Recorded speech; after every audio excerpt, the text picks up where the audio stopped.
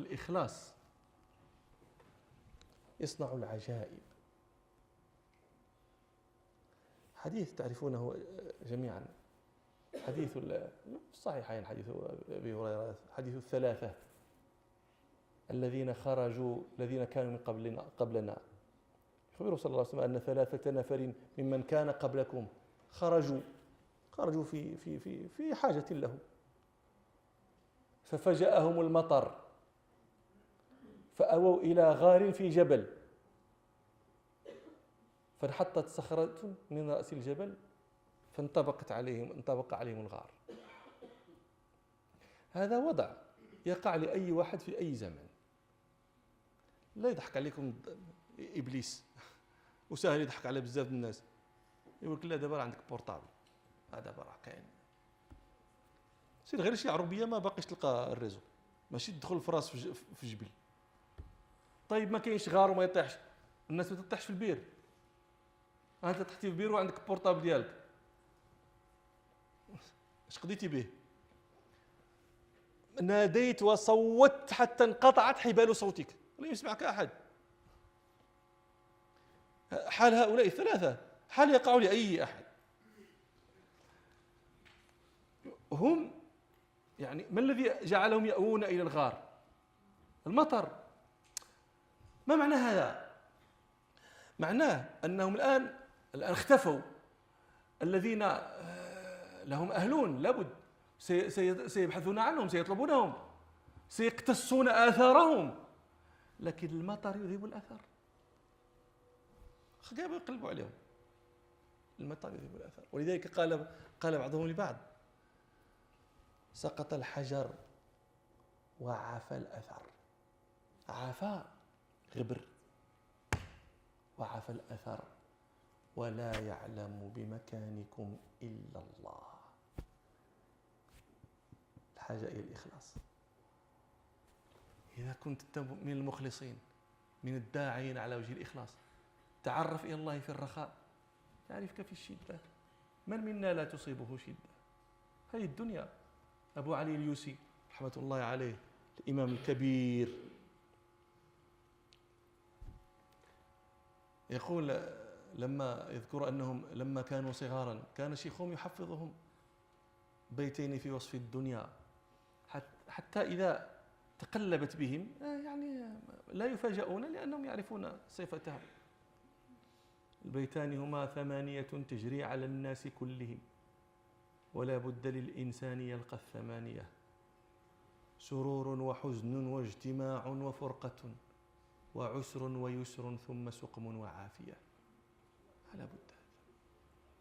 تعرف إلى الله في الرخاء يعرفك في الشدة. يقولون: ولا يعلم بمكانكم إلا الله. فادعوا الله بصالح أعمالكم، انظروا أعمالا عملتموها لله خالصة، فادعوا الله بها لعل الله يفرجها عنكم. الآن هذا الاضطرار، في الاضطرار أنت لا تتجمل الآن، ربك يعلم ما صنعته له وما صنعته له ولغيره، وما صنعته للتجمل لا لله، ليس لله فيه نصيب. فانظروا أعمالا عملتموها خالصة، فادعوا الله بها لعل الله يفرجها عنكم. وفي رواية الحديث يقول: فانطبقت عليهم الصخرة فما يرون السماء، وشقاء ما كاينش، لا يرون شيئا، انطبقت عليهم طباقا تاما. قال أحدهم: اللهم إنه كان لي أبوان شيخان كبيران، لم يكن لهم راع ولا ولي غيري، وكان لي صبية صغار، فكنت أرعى عليهم، وكانت هذه عادته، يرعى، فإذا عاد حلب بعد ما عنده من البهائم، ثم ذهب إلى والديه فسقاهما قبل أن يسقي صبيانه، وهكذا شأنه. وفي يوم يقول: نأى بي الشجر، طلب المرعى، الموضع الذي اعتاد أن يسيم فيه بهائمه ليس فيه مرعى، فنأى به، بعد به المرعى، فاحتاج الوقت الذي سيعود فيه ليس الوقت المعتاد. فلما رجع وحلب كما كان يحلب، رجع وذهب يعني وجد أبويه قد ناما. قال فقدحوا على يدي وأنا وهو واقف عند رؤوسهما، يكره أن يوقظهما ويكره أن يسقي صبيته قبلهما. يقول والصبية يتضاغون عند قدمي من الجوع. غريبة هذه، غريبة هذه. الصبية يتضاغون يتصايحون من الجوع، أولاد الوليدات. كل من له ابن يعلم كيف عضة قلب الوالد والوالدة من صياح الصغير من الجوع. يعني هذا ماشي الفشوش، هذا الجوع، وفي يدك ما يسكته، وتستطيع أن تسقي هؤلاء الصبية المستيقظين ثم تحلو بعد ذلك وتأتي للنائمين. هو له عادة بينه وبين ربه في والديه لا يكره أن يغيرها. فمكث قائما عند رؤوسهما يكره، يقول أكره أن أوقظهما وأكره أن أسقي الصبية قبلهما. فمكثت حتى طلع الفجر. يعني شحال 6 7 8 سوايع هو واقف، والدراري بقاو تيبكيو وتنعسوا بالبكاء ونعسوا بالجوع. هذا لا يعني أن الكبدة قاصحة، هذا يعني أنه هذا. فقال حتى طلع الفجر فاستيقظا فشربا غبوقهما. الغبوق هو شراب المساء، والصبوح هو شراب الغداء، شراب الصباح. والناس كانت تأكل مرتين في النهار. هذا يعني أكثر أقلهم هذا المترف صاحب المال يأكل مرتين، وإلا فأكثر الناس يأكل مرة واحدة. احنا ما داخلينش في الناس نفطروا ومع العشرة ولا 11 نشربوا اتاي، ومن بعد نتغداو، ومن بعد اتاي بور العصر، ومن بعد كاس كروت في العشيه، ومن بعد هذا راه شي حاجه ماشي صنع البشر. هذا واحد من علماء معروفين الشيخ زروق له كتاب اسمه النصيحة الكافية لمن سأل عن العافية. يقول في هذا الباب، يقول كان أكثر الناس يأكلون مرة واحدة. كان المترف يأكل مرتين. من أكل 3 مرات في اليوم فابني له معلفة. هذا خرج من جملة الآكلين صار في جملة العالفين، 4 و5 الفقيه. فعلى كل حال لهذا تجدون طعاما الغداء هو طعام الغداء، طعام الصباح، والعشاء طعام العشي. شي حاجه ديال وسط النهار كاع ما عندهم هما، ما كاينش داك الماكله ديال وسط النهار وديال العصر وديال دابا تيسميوه الترديده والفطور، ويمسيروا للبوادي وهذا غتلقاو التسميات. الشاهد انه قال فمكث حتى طلع الفجر. قال فاستيقظا وشربا غبوقهما في الصباح. المفروض ان يشرب صبوحهما، لكنه لم يحلو صبوحا، هو ما زال يحمل الغبوق الذي حلبه بالامس. الشاهد ما هو؟ ثم يقول اللهم ان كنت تعلم اني فعلت ذلك ابتغاء وجهك فافرج عنا ما نحن فيه. فتحركت الصخرة حتى بدت لهم السماء، باش السماء يشوفها، غير انهم لا يستطيعون الخروج. ان تخيلوا انتم هذا النفسيه ديال هذا السيد هذا اللي تيدعي، نفسيته دابا ديك الساعه كيفاش غيشعر هو لما قال يا ربي صنعت فان كنت فعلت ذلك ابتغاء وجهك فافرج عنا، وتحرك الصخره ديك الساعه، كيفاش يحس؟ يعني راه يقول له ربي في ذاك الوقت كأن ربي قال له فعلت، أعلم أنك فعلت ذلك ابتغاء وجهي. ديك الساعة اللي بغات تجي الموت تجي، ربك تيقول لك ديك الساعة، تيقول لك أنا عرفت أنه أنت راه مخلص وهذاك الشيء فعلتيه لوجه الإخلاص، وهذا الدليل أنا تنحركها لك يا ربي فافرج عن، إن كنت تعلم أني فافرج، ها هو حركها لك سيدي ربي.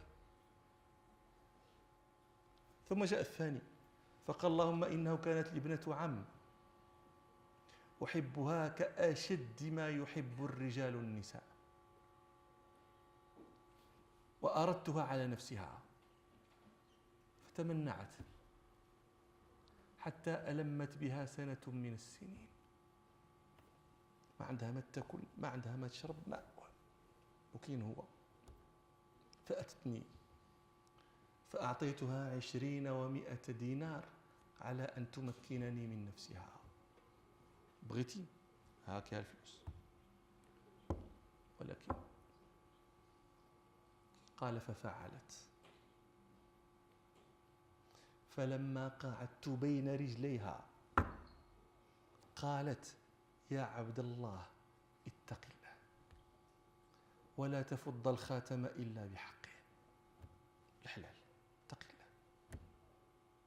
قال: فقمت عنها وإنها لأحب الناس إلي، وتركت لها الذهب الذي أعطيتها. اللهم إن كنت تعلم أني فعلت ذلك ابتغاء وجهك فافرج عنا ما نحن فيه. فتحركت الصخرة. هذا فاجر كان، هذا فاجر، هذا يراود محتاجة قد عضها الجوع، يقول لها: لا أعطيك ما تدفعين به جوعك حتى تمكني من نفسك. هذا فاجر هذا. ولكن شو التوبة ديك اللحظة؟ وشوف فين تاب.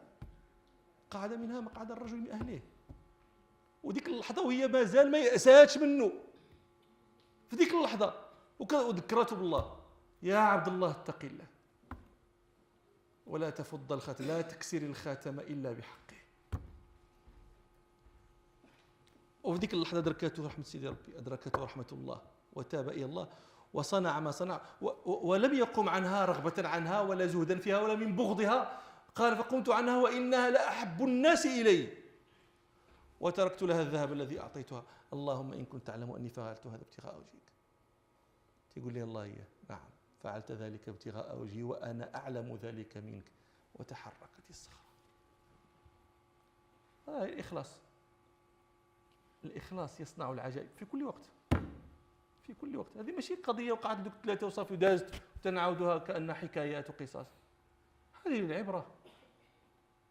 جاء الثالث فقال: اللهم إني كنت استأجرت أجراء فعملوا عملهم وأخذوا أجرتهم إلا واحدا. كان استأجروا على فرق أرز، الفرق مكيال، بحال تقول العبرة، بحال تقول على فرق أرز. هذاك كأنه استقل ذلك الأجر فتركه وانصرف. يقول هذا: فثمرت ذلك الأجر، ذلك الفرق ثمرته حتى كان منه الإبل والبقر والغنم والرقيق من هذاك العبرة ديال الروز. ثم بعد مدة رجع هذاك وقال له: يا عبد الله أدي إلي حقي. فقال له: كل ما ترى من الإبل والغنم والبقر والغنم والرقيق أجرك. قال: يا عبد الله لا تستهزئ بي، فرق أرز تقول لي أنت دابا هذا الريوس ديال الغنم والبقر وانتم دابا تعرفوا راس ديال الجمال راه بكر غير صغير، ماشي زعما شي حاجه كبيره، 7000 8000 مليون. هادو غير ديال الماكله اللي كيذبحوا في السواق، مليون. انتم دابا العيد الكبير قريب، شحال الحواله والبقر بشحال؟ هذا البقر والغنم والإبل والرقيق كل شيء هادشي ديالي. قال: كل ما ترى هو أجرك. قال: لا تستهزئ بي. قال: أما إني لا أستهزئ بك، إيوا هادشي كاع ديالي. إيه. فأخذه كله واستاقه وذهب به. ما تخلي حتى شويه تقول شكرا. كان باستطاعتي نقول لك هاك ها فارق الأرز ولا لا. يعني أنا أحسنت في هذا الذي صنعت، ألا تكافئ الإحسان؟ ما بغيتش، ياك حقي هذا حقك بغي نديه. يقول هو: فاستاقه كله، وهذاك خلاه يديه. اللهم إن كنت فعلت ذلك ابتغاء وجهك فافرج عنا ما نحن فيه. قال: فتحركت الصخرة وخرجوا يمشون.